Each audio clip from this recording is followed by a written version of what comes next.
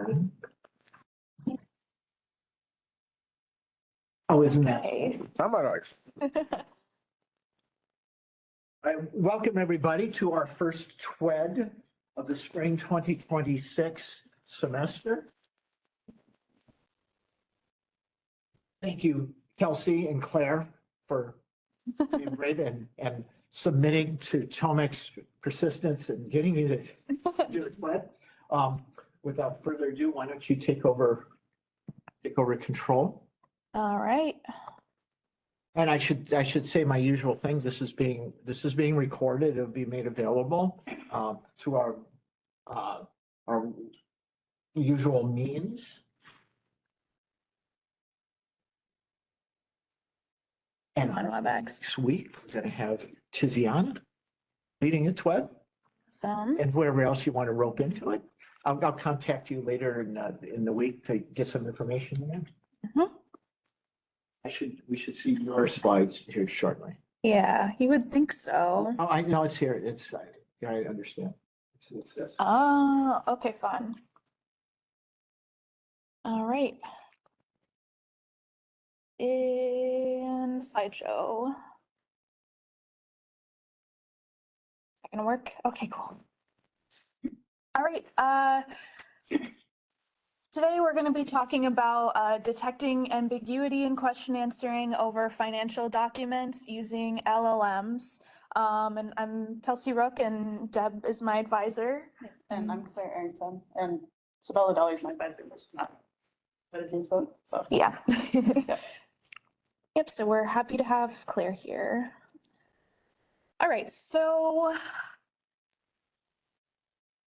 we are currently funded by AFRL under TOMEC, and last semester we were basically given the assignment to do something to improve the domain of finance with LLMs.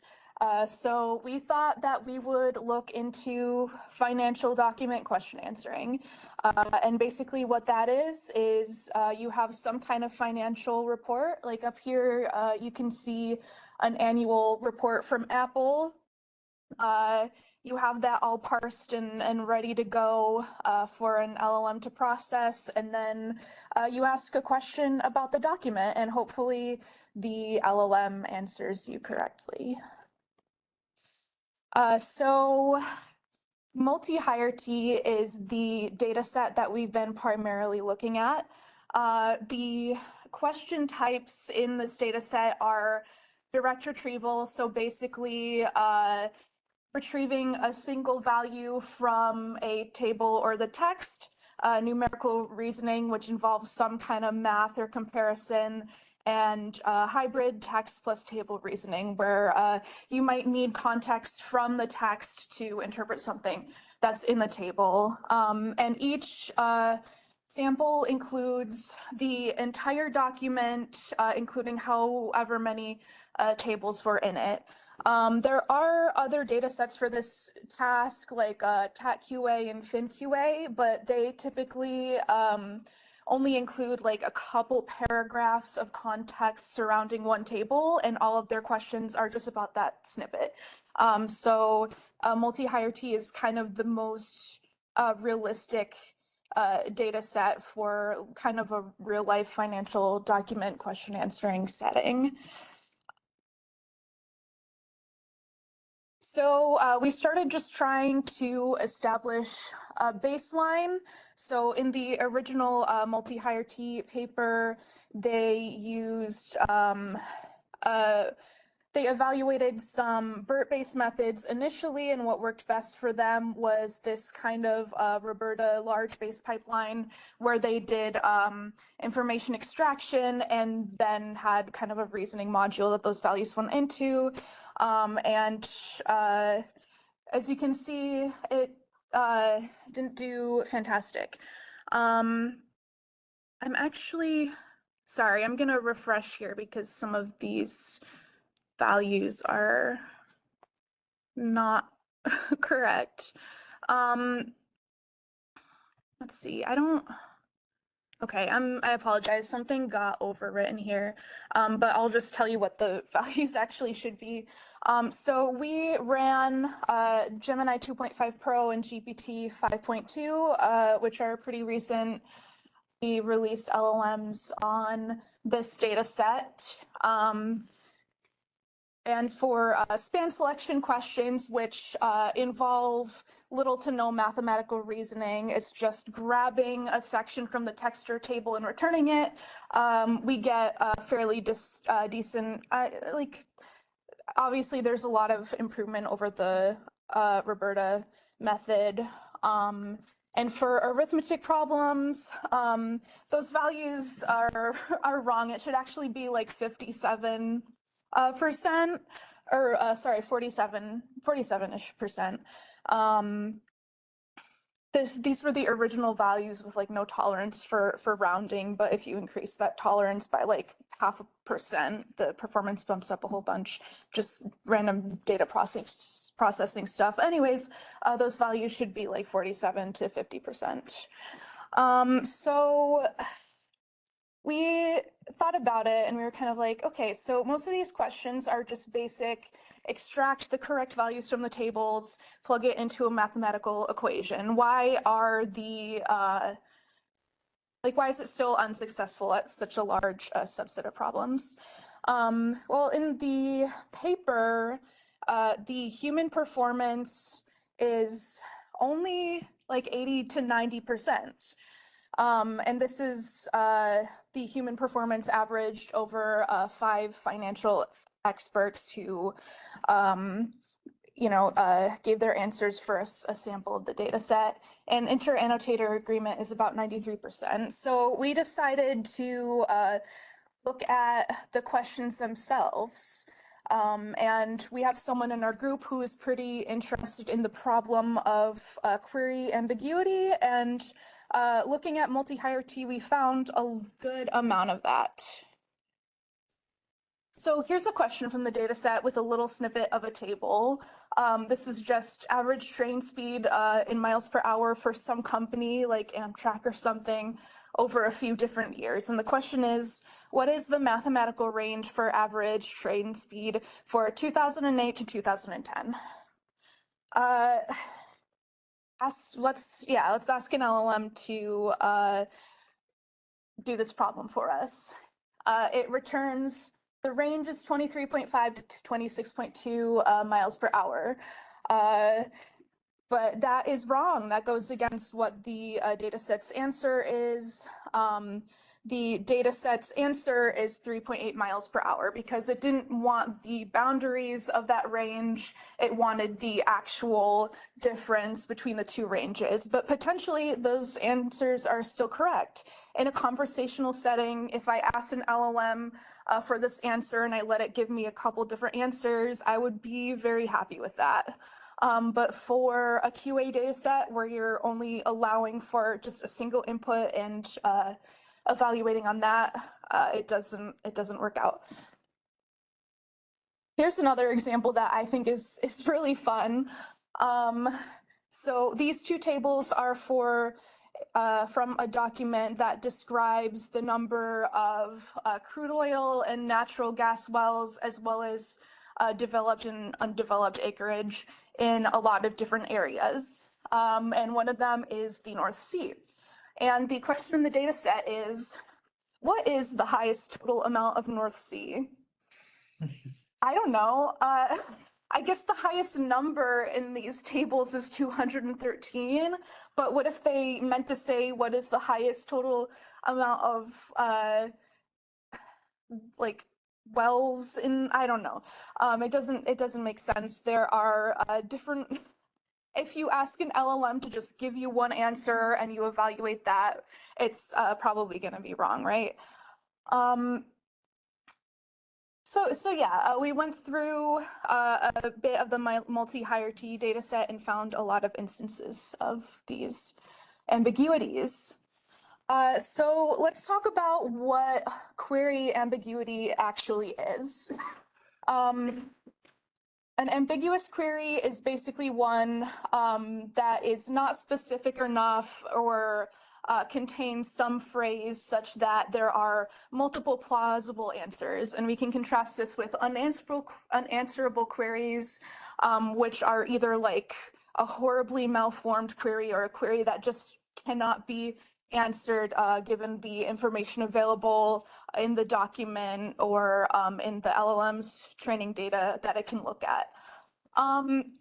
So the problem in a lot of these QA data sets is that, well, not necessarily a problem, but it's just a fact of life that ambiguity is a feature of human language.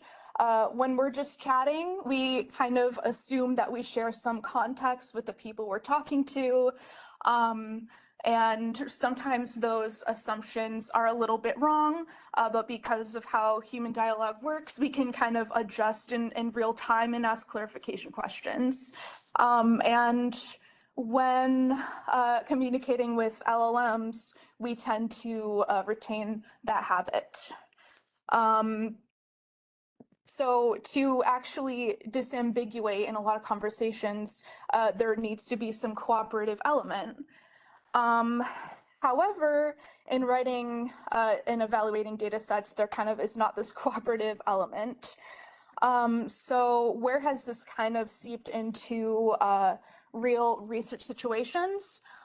So in 2020, these researchers were looking at the natural questions data set, which is a fairly widely used data set released by Google, and it consists of actual submitted searches and answers. And they found that about 50% of this data set is ambiguous in some way. That might be a little bit of a reach because, as we'll see, the definition of ambiguity can be a little bit loose, but there certainly is a good amount of ambiguity in there. And there was a study just released that looked at 15 QA data sets in tabular and data analysis and text-to-SQL settings that found also very high rates of ambiguity. So this is kind of a common issue. All right, is this where you were going to take over? Yeah, or you can do this one if you want to. I mean, Okay. you can go for it. Yeah, so hi everyone, jumping in. So there are a lot of different areas that people are looking into when they're talking about specifically question answering. The biggest one being looking at domains, so things like, I think how to put this, just any sort of stuff related to the field of finance. You're asking questions maybe not on specific documents, but you just want to know pieces of information, or you might be looking at a document but you're not trying to do too much extra information beyond that. There's also things like the task-oriented settings where you're trying to do something that's a little bit more complex. And then you also have things looking at ambiguity types, but a lot of these that we've seen are very limited in terms of what kind of ambiguities they've defined specifically for finance, but a lot of them are also just very general forms of ambiguity. So you get things like pronouns or under specificity, like not kind of clarifying the context that it's looking for information. And a lot of them stop up to that point, which is understandable. It's very hard to define ambiguity and kind of model that in a larger data set, but we looked into some additional taxonomies for that, which I'll get into in a minute. But first, I just wanted to discuss specifically in this time period currently where you have LLMs, what kind of ambiguity shows up in those instances, and what kinds of problems that we've been thinking about addressing as we work towards looking at some of these instances of ambiguity ourselves. So one of the biggest things is overconfidence that LLMs might have when answering a question. They're not necessarily going to state that it doesn't understand exactly. It's going to give the best possible answer that it can, unless you're trying to push it very strongly to make those kind of statements. And you see that in particular with things like chain of thought, few-shot prompting, anywhere you're trying to get it to reason, it especially might not say, okay, I've hit a wall, I'm going to completely stop, trying to do this reasoning. Additionally, similar to that notion, you're not going to particularly see follow-up questions unless you're, again, pushing that very hard. Like we talked about, we were looking at multi-hire where it is a single instance of answering, so you aren't even opening up that kind of conversation for a question to be asked. So that's another complication there. There's also just weak performance when identifying ambiguous questions. Just because something is wrong doesn't necessarily mean that it's ambiguous. And these models aren't necessarily, at least at the moment, although we'll talk about the different taxonomies, it isn't being built in to identify, when context is missing, when jargon's being used, things of that nature. And then even more specifically, not all ambiguity comes from the query itself. It might come from the document, it might come from the LLM, things like that. So there's even worse performance when you're trying to figure out where is that ambiguity happening and trying to resolve that specifically. So one of the big things with this is that a lot of this research is trying to take regular taxonomies of ambiguity, whether that's in different areas of research, not necessarily computer science, and trying to borrow those and then apply them more specifically. And so you have a lot of, we'll go through 3 different examples, but different ways that people have defined ambiguity taxonomies and the different kinds of intents of the reason why they, make them more granular, make them more specific, things like that. So one of the main things is purpose. Whether you're doing an evaluation data set, so you want to come up with a very difficult taxonomy, for example, or you might be doing something where you're trying to have them help with reasoning, and so you might not necessarily want there to be too much because it gets a little bit harder to train something. Similarly, you're going to have different forms of granularity, which is similar to that point, and it might be if you're really interested in a specific domain like finance or something else like history, things like that, and the type of ambiguity that's occurring is more interesting. And then finally, the method of construction. We talked about this a bit, that a lot of these data sets and taxonomies are kind of iteratively being built. So the multi-hire was based on a already table data set, which was already based on a simple question answering data set. So you get this kind of rolling issue, which is good and bad, of building up data sets and introducing new instances of of ambiguities and things like that. So there's a little bit with that. That can also be complicated. Yes. So the first taxonomy that we looked at, or amongst the ones that we'll talk about, is Confuse Bench. This one is a very simple 3 high-level one where there are ambiguity types, and the main thing that they were focusing on is the possible source where that ambiguity was occurring. So they have document scarcity, where if you're trying to get information from a particular document, that would be missing, and you're not able to answer the question for that reason. There's limited capacity, where the query is too complex. There's some aspect that the LLM is not able to fully grasp about the reason that somebody's asking something, or about just too many small pieces of information that they're looking for. And then finally, there's the regular query ambiguity, which, as we're talking about this is kind of the main thing that's coming up, where the query itself is unclear for some particular reason. And this is discussed mostly, which is, we've also gone through this, where it tends to be the thing that is blamed over investigating any other alternate source, just because it's kind of easy to say you read the question wrong, there's not anything that can be done. But that's not necessarily always the reason why something's being answered incorrectly.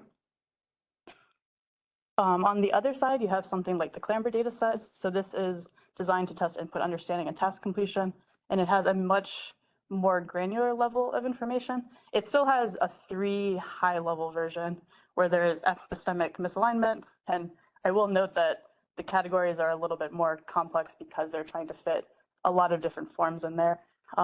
Again, you have the linguistic ambiguity, which is mostly that query ambiguity again, where it might just have, terms itself that are ambiguous with different meanings, or the context is missing. And then this aleatoric output, where a lot of it is just, I'm trying to think how to say this. There's different forms of pieces of information that are missing contextually. So this who, when, where, what, where the person is assuming that the model might know that bit of information about them, but that's not the case. And then finally, we have this ATCOT, which is the ambiguity types chain of thought reasoning model.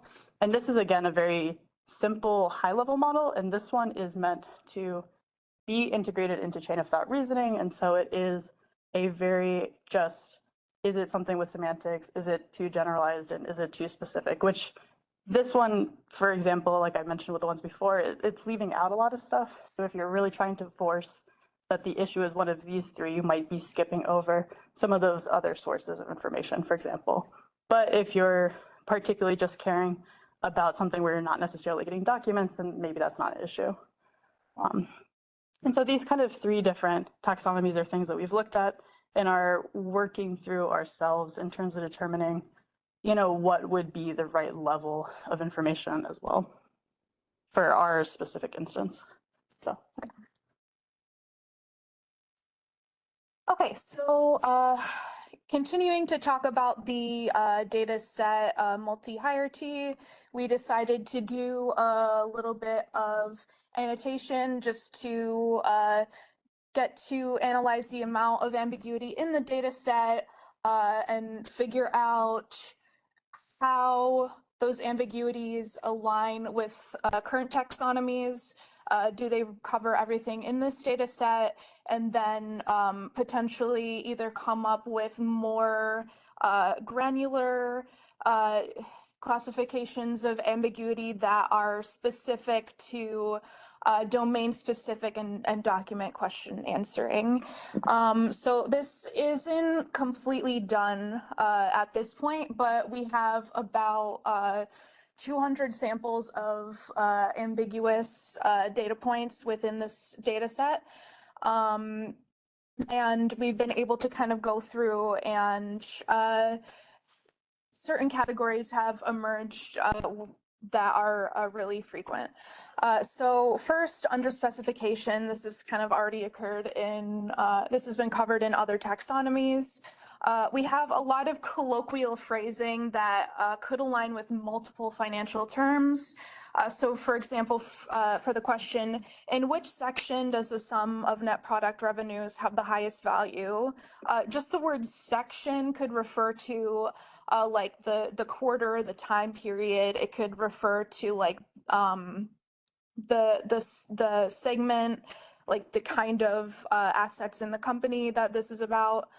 And then there's a lot of colloquial phrasing that could align with several different mathematical operations. So for example, the train example that we looked at before, there are also a lot of occurrences where it's difficult to tell whether the answer should return some literal value from a table or interpret it with some more, I guess, like financial context to give a more insightful answer. There are also frequent quote unquote conflicts between tables in the document versus the text, where the table will give a very precise figure, but the text will present a figure that is different for like some particular reason, or it's just rounded. And there's also a lot of instances of asking for like a rate of change. And if it's a decline, the model might give the absolute value, like the magnitude of the rate of change, whereas the gold answer in the data set wants the percent as a negative. So again, this is an issue when you're just evaluating this QA data set as like a one and done thing and like assuming that there is zero ambiguity in any of the questions. So we did a little bit of an experiment with this sample of about 50 samples that we labeled as unambiguous. So very straightforward questions that should only have one answer. And we adapted this from the Cond Ambig QA benchmark dataset paper, where they were trying to evaluate whether LLMs could say yes or no, this question is ambiguous. So the prompt basically asks, it's kind of a modified chain of thought thing, analyze the question for ambiguity, explain different interpretations, analyze for multiple possible answers, provide examples, and answer in JSON format. And if the question contains no ambiguities, multiple answers should be a list of length 1. In that original paper, we mentioned earlier that that paper found that even with chain of thought and few shot prompting, it was really difficult to actually get good results. And not shockingly, this happened for us too. In this sample of unambiguous questions, it found multiple answers for about like 30 out of the 50. 10 were just unparsable, and then only 12 of them did it only basically assess that they were unambiguous.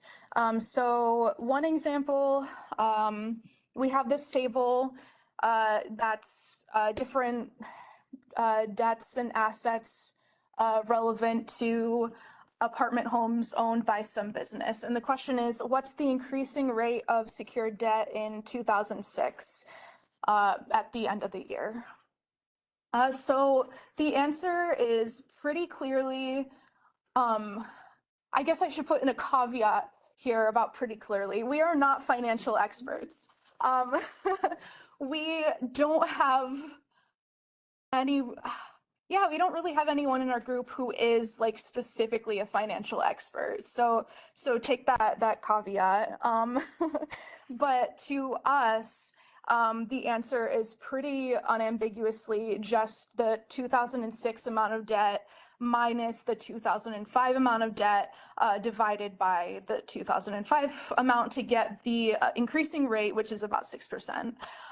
But given that prompts that we just showed, and the LLMs spat out 4 different answers. The first being the correct one, which happens frequently. So that's good, I guess. The second answer being the absolute increase, which was not what the question was asking for. It was asking for a rate. And the other 2 are kind of just doing whatever. Kind of just answering a completely different question, which again, it isn't shocking, even though the prompt said, if the question contains no ambiguities, multiple answers should be a list of length 1. Still, the LLM has been asked to find ambiguities. It's gonna find ambiguities. So our future work kind of will probably involve adding some kind of rating or ranking to hopefully differentiate between when it's just reaching for something versus when it actually sees the first answer it gives as the most plausible or the least plausible or whatever. So did you want to talk about future plans? You can go ahead. All right. So again, we need to finish doing this analysis of how existing taxonomies apply to this more specific domain. And we also want to run a few more of these experiments on actually detecting the presence of ambiguities with a few different prompting methods. Another thing is, we've been using multi-hierarchy over and over and over because it's the most realistic data set for this setting. But there are some faults with it. Other than the ambiguous questions, there are some poorly formed questions, and maybe even a few incorrect answers. Additionally, this data set was created by giving financial experts a document and asking them to write questions with a single numeric or a span extraction answer based on those documents. So they're not necessarily the kinds of questions that are actually going to pop up when in like a situation where questions are being naturally elicited. So something that we would like to do is hunt down some naturally elicited questions that go with documents, and we're not totally sure where to find that right now. But I think, I forget what they're called, but a lot of public companies have like quarterly calls where they basically, it's they kind of give a summary of like these financial documents over an actual call, and then usually they'll take questions from whoever is in the call, and there are publicly available transcripts of these calls for a ton of companies. So that's one potential source. We are trying to wrap this project up fairly soon, so there's only so much that we can do, but there's a lot of other stuff that we've thought about. So for example, how does user expertise affect how ambiguity is perceived? Again, we're not financial experts, so some questions look very ambiguous to us.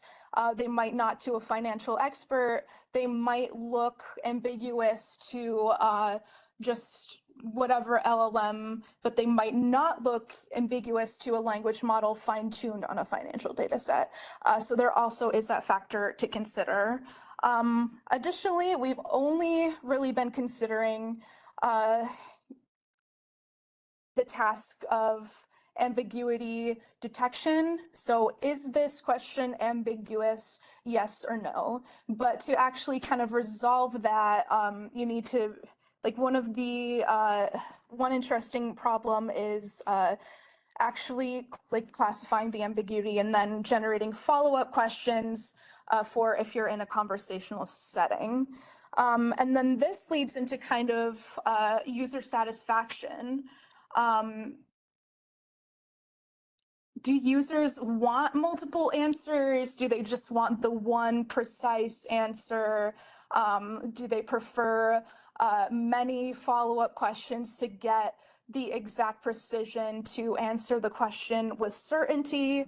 I don't know. It's kind of an interesting problem. And yeah, did you have any comments on this? All right, yeah, so that's basically the synthesis of what we've been doing in the last semester. Hopefully, we're trying to write a paper, do some more experiments for that. So yeah, thank you for listening.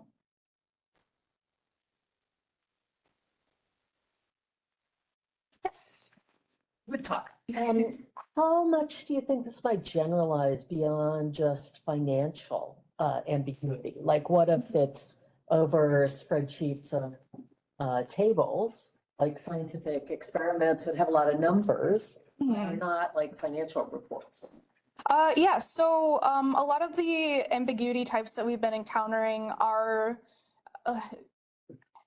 do kind of like pertain to the same kind of mathematical and like data or like information extraction issues that you would find in like scientific reports, tables or whatever. So I think it could easily extend to that. I almost, again, we haven't like done a quantitative analysis with our classification of ambiguity types, but just from what we've been working on, I feel like most of the ambiguities in this data set in particular have more to do with the document and hybrid tabular textual element than they actually do with the financial domain element. I'll add a little bit of, most of these that we've seen are just kind of general ambiguity, like taxonomies to begin with, and just data sets. For that, we've seen a few more recent data sets where it specifically is on like jargon and things like that in the financial domain. But most of these, you don't really get something that says it specifically is tough because it's looking for like financial rate of change and things like that. So it is something where it would be nice almost to have that more specifically. We haven't looked too heavily, I guess, kind of to that point of like things like medical. There's probably a decent bit of, or is that of medical terminology would probably be the closest like adaptable area, but we haven't dived too much into that. Yeah, like some of these papers have tried applying their methodologies to like domain specific data sets with like not any particular success. And I do like the idea of keeping the taxonomy like as generalizable as possible. Our goal here is just to figure out like, does introducing a specific domain, does introducing a document with text and tables introduce any, like the possibility of ambiguities that are outside of any of the taxonomies that already exist? Yeah. And another one, you keep saying taxonomy, any ontologies are really just taxonomy. Not a one. That's At least that we depressing. know of, yeah. I was actually going to ask, what's the manifestation? Are you building like a graph of the annotation? How are you documenting this? Big fat spreadsheet. How are you actually? Yeah, it's a chai spreadsheet. It's a good, yeah, we haven't. That's depressing. I think it would be, we gave like the high level, I guess a couple slides back of just general observations, but really to figure out like certain ones we've caught and how much we'd categorize it, we'll probably have to just do back and forth to get like true numbers on that. Yeah. Just a clarification question. So you were working with the financial data set and then you noticed the questions were sometimes ambiguous and then you kind of drift from that direction, or did you start with ambiguity at the beginning? I think so. So yeah, I don't really remember like I'm sure we were pushed towards that because we have someone in our group who is very interested in this issue of ambiguity. But I think I think it was mostly like figuring out what the gap is for financial like data, specifically for these kind of tabular data sets. And then I think we just looking at the samples were like, a lot of these make no sense. And then it started from there, which yeah. happens kind of naturally in data sets anyway, but yeah. Mm-hmm. That was the question that Air Force posed once. How come the LLMs are so bad at those financial questions? Mm-hmm. And so you launched that, and they found that ambiguity is one big cause of that, right? Mm-hmm. And it has many different manifestations. Mm-hmm. So yeah.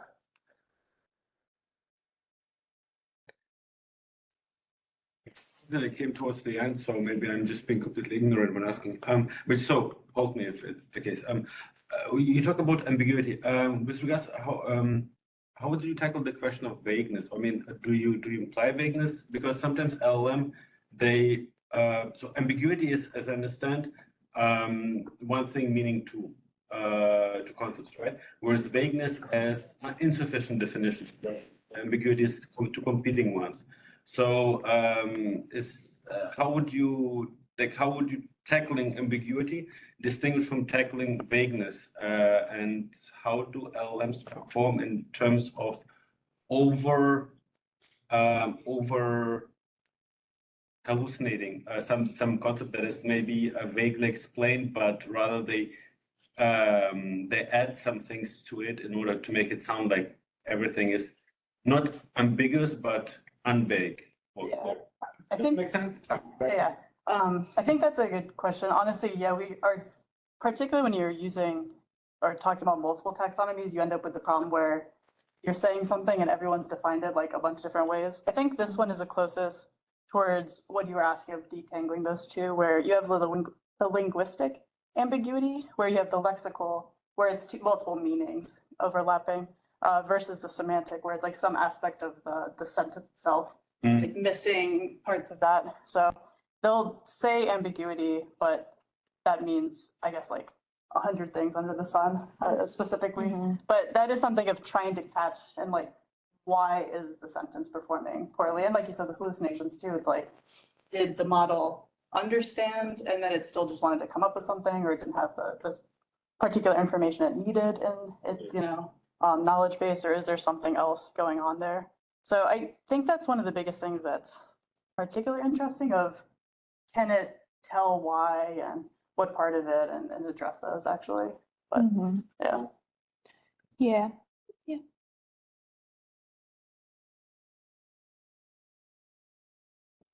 I'm just interested in a couple of things. One is to what degree some of the ambiguity or maybe disconnect, right, between the question and the tables or data comes from not being financial expert. That is, which is that whoever asked the question, right, may ask it using language that they know exactly how to interpret that we're looking at the table, but LLM obviously takes it literally, what is being asked, and therefore makes all kinds of weird mistakes. So there could be, I don't know, years and profits and something, and somebody would say, you know, some kind of whatever, in this jargon of financial jargon, right? What is this or that? And any financial person would immediately know what to do looking at these tables, even though to me, they mean nothing, or just columns of, I don't know, profits and losses and something. So it's, how much of that is a problem, right? And then presumably that could be shortcut by training this on that data, right? Right. And it's possible that there isn't enough of that in the training of the LLM, so they don't quite get it. It's like a different lingo. It's not the same as medical, because medical has kind of very specific terms that, but here the terms are, I don't know if they are so strict. They're a little more kind of offhand. You know, people use them in their, you know, they come from this school, they use this term, coming from that school, they use this term, but they all understand each other, but we don't understand them. I don't know that they all understand each other. Within like a certain clique, they probably all understand each other. Yeah. I was working with, now this is in medicine, but I was working with somebody at Mount Sinai and she had come from Yale. And the vernacular at Mount Sinai, despite the fact that, you know, they're all trained MDs, the vernacular in her emergency room was very different than at Yale. Okay, so that could be one other thing. That you mentioned, that I found it very interesting that you mentioned the having those financial reporting to, I don't know, to stakeholders or whatever meetings, right? Yeah. And then the people asking questions, which is cool because there's people who are there, they may have completely different things they want to know. You know, how long you will last, you know? Yeah. So this could be a good question. Now, the answers are given, presumably. The question is whether they should be considered ground truth, because then the company may not give you the straight answer. They may try to give you a little misleading answers. I think, Yeah. oh, everything is great, don't worry. Yeah.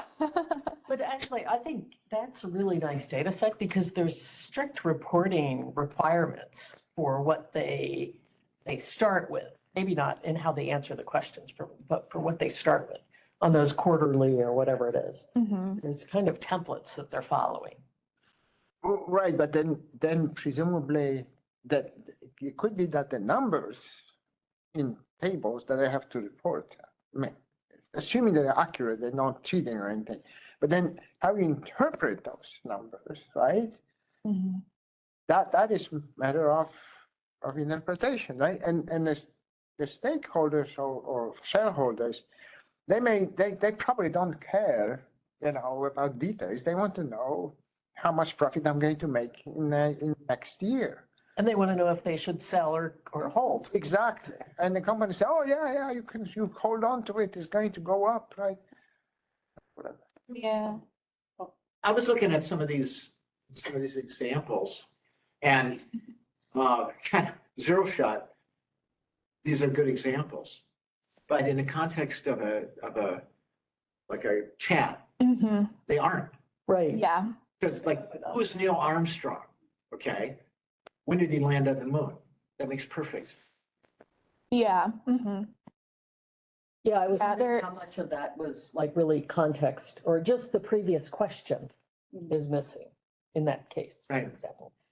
Yeah, I think this, oh shoot, I can't remember if the Clamber benchmark, because some of them were, like, there was one that was designed with conversational question answering in mind. Do you remember which one it is? Because I don't right now. Yeah, not off the top of my head. Yeah, because yeah, that is an important distinction for sure. I guess what formed that question, I started thinking a few minutes ago about should a imagine a chatbot that sort of evaluated your question on ambiguity, you know, like, I'm not going to accept that question because you don't have element to it, right? Yeah, I can't answer that question. yeah. But You would want that happening in the background, and then you would want them to generate a nice, Right. When did he land Follow-up on the question. moon? Who are you talking about? Which moon? yeah. But you see what I mean? You know, I'm wondering if there's a disambiguator Yeah. type of thing. Yeah. Actually, back in linguistic terms, what you're actually, would it be also considered vagueness rather than ambiguity? Well, that's in their categorization somewhere. I guess I feel like Or when did you land? you addressed, Semantic ambiguity. like, I mean, we came to Yeah. this because Sasha asked about vagueness. Yeah, can you like reiterate what your definition of vagueness is? Because we haven't like run into that in this research as like a precise term. Right. So I guess these are all linguistic terms, and I think March has made a great distinction between them. So vagueness is when it's too fuzzy. So for example, animal. Well, is it a fox? Is it a dog? Is it a cat? Right? But ambiguity is, let's say, school. Is it? No, actually, this is also a bad idea. You're being too vague. Exactly. Exactly. It's when a word has multiple meanings, which are not a subcategory. I'm blanking right now, but I think Yeah. but it has two meanings. One is one meaning, but the other one is the other meaning. Jaguar. Cat or car?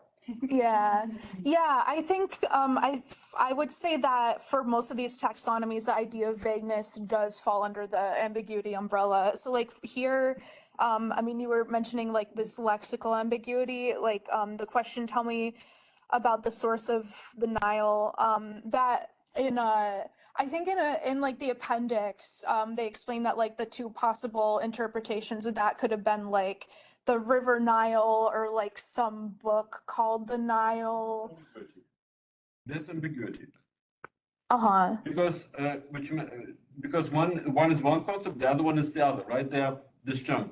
Whereas they talk about animal, and I say, okay, he's talking about animal, but does he mean a dog, a fox, or a cat? It's about specificity when the concept is too vague and insufficient to make a call between one of the subcategories that is part of it. Yeah. I mean, This question is also vague because you don't know what, tell me about the source of Nile, right? Yes, What do you want to know? Like, where does the water? What do you want to know? yes, What do you want to know? That's vague. yes. Right? What do you want to know? It is, how much water comes out of it, whatever. Yes, exactly. Oh. Yes. But so we've been focusing on questions, but if you turn it around, what would a vague answer be? What would an ambiguous answer Just be? like your question to the effects, right? Tell me about Padikovia. Well, it will tell you whatever it knows, but it will make some kind of selection, right? It probably doesn't tell you everything, right? That's right. Pick something and say, hey, this is what I know. And then if you're not happy, then say, hey, tell me more, or tell me about this or that, right? There's another thing, what if it gives a vague answer? Yeah, if it's too general, would that be vague? Yes, maybe. It's a vague. How about nebulous? Where does nebulous? Nebulous?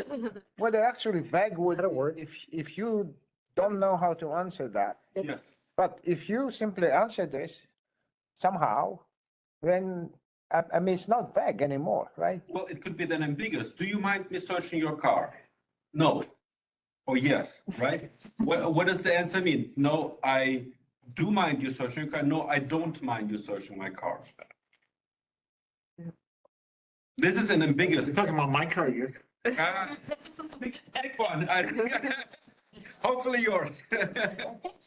Big aspect of the conversation of the answer being ambiguous really goes into the user themselves, which we were talking about of like if the user is an expert or if they're a novice, in terms of are they able to properly state what information that they actually want to get out of the question or out of the answer? Because if they're just leaving it, which I feel like I've done plenty of times before, where it's like I'm not really sure like exactly what information I want to learn about something, and so I might just be looking around for a while on Wikipedia or something until I find some particular, aspect that I thought was interesting.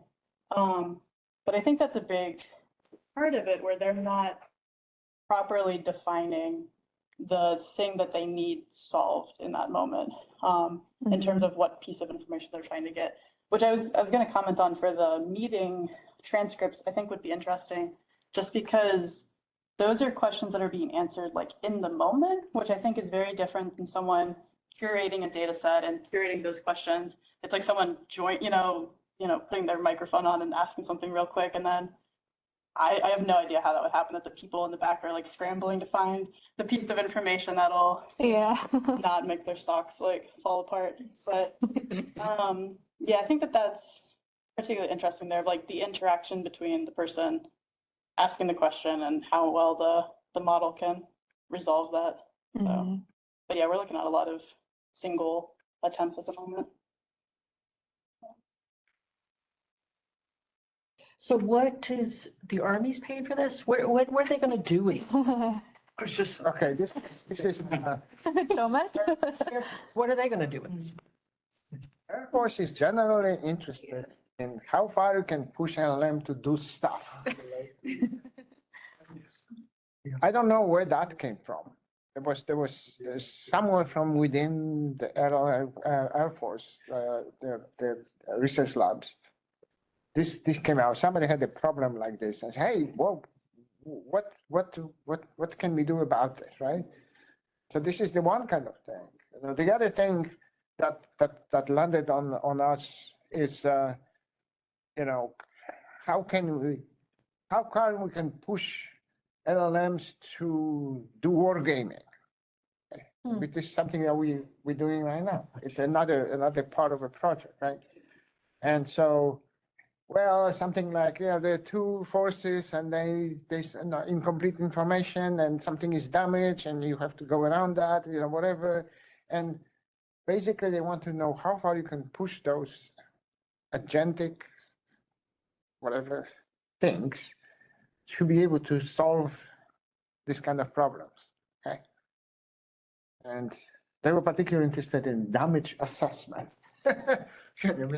When your ship is damaged and it's not sunk yet, it's still afloat, but can't quite do everything that it could do before. So they want to be able to somehow assess that based on whatever observation you can make.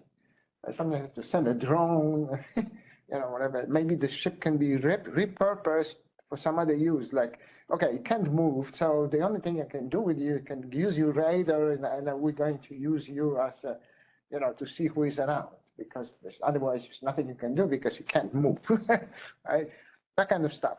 And then take this in the totality of some assets that you have, and there's some kind of adversary, and so you have to, something is damaged, so you have to replan everything, and then some of these assets you have can be used for something else now because they no longer function in that kind of thing. And so we're actually building for them. We said we're not going to go into classified world. They have a very realistic model of the Middle East. It was a company that did that for them, but it's static. It covers like 3 or 4 weeks of activities in the Gulf of Aden, details to the single vehicles moving around, whatever.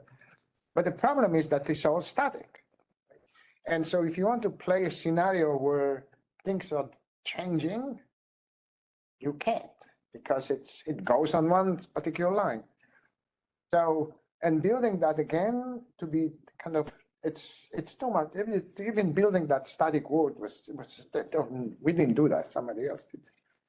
So we said that we can build a little game, but it's going to be really very kind of schematic, where you can basically play those swarms of LLMs against one another. And so that's what we're doing. And then now they give us a list of tasks. I say, okay, so it's great. It's going to be public domain. We can put it out there. We can even get people play that, right? And then here's, we want you to check that scenario, this scenario, this kind of situation, whatever. One thing they're interested in is whether the LLMs specifically, right? They can learn from their own mistakes. Right? So you go and try to execute some plan and you fail. And then if you go into the same situation again, would you do the same mistake again or not? Like, can you learn from that and somehow avoid doing this? So Wasn't one of the papers we talked about at the 3 o'clock meeting about that? Memory, the MMR, MMR. Yeah. I think I represented something like from using episodic memory to which I can share it with everyone. And actually, I mean, the general game playing literature it's old, like Genezareth is kind of a player in it, for learning, basically playing games and then learning from your game playing, learning strategy. So it predates LLMs by decades, actually. But there's literature there on. Oh, no, yeah, so we're using some of that, at least. I mean, there's Joe is working on that, and then there's another student at UNC. And we try to get them also, when they wrap up this, to help a little bit with some of the aspects of that. I like this potentially dynamic asset reallocation angle. Yeah, I like that too. This Assets is something partially we damaged. suggested to them and they grabbed that's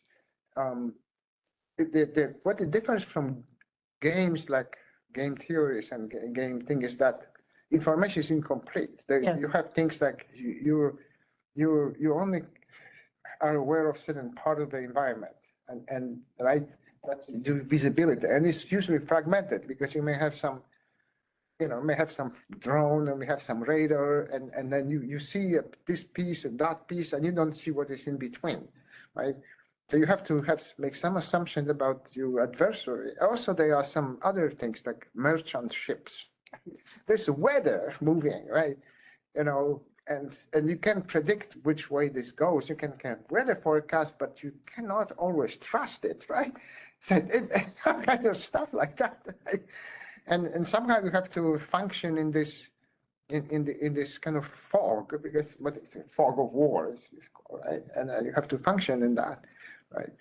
And you have limited assets, right? There's only so much that you have, right? If something gets destroyed, then you have fewer, right?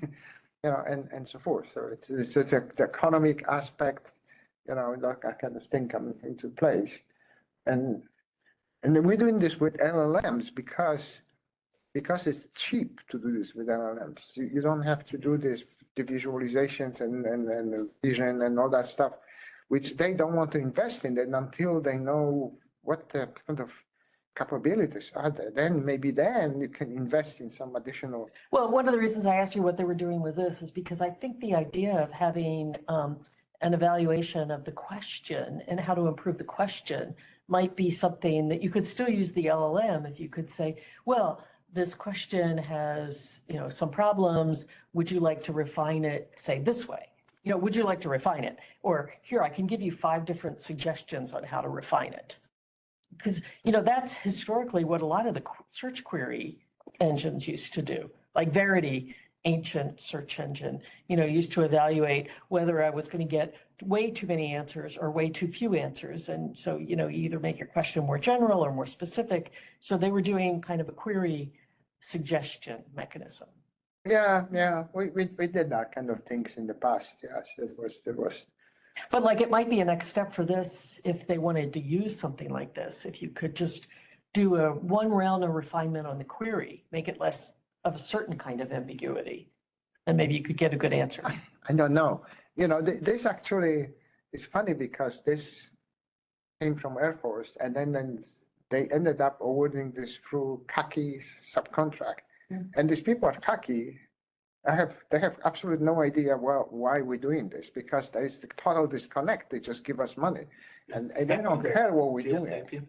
Yeah, Khaki bought LGS. Right. And then basically most of the good people who didn't have kids in high school left. But yeah, and redirected. Khaki's buying everybody and kind of ruining everybody. Yeah, well, we had this whole, my program manager and this whole team left at Air Force. Yeah. They're gone. He ended up working for an NVIDIA. Oh, we have options? So, Are we still reporting? We should stop. Let's stop the, we kind of launched into questions without, it's 5 o'clock, better go, right? Good job. Thank you Thank you, guys. This slides will be for being here. helpful for putting together some kind of report up to them.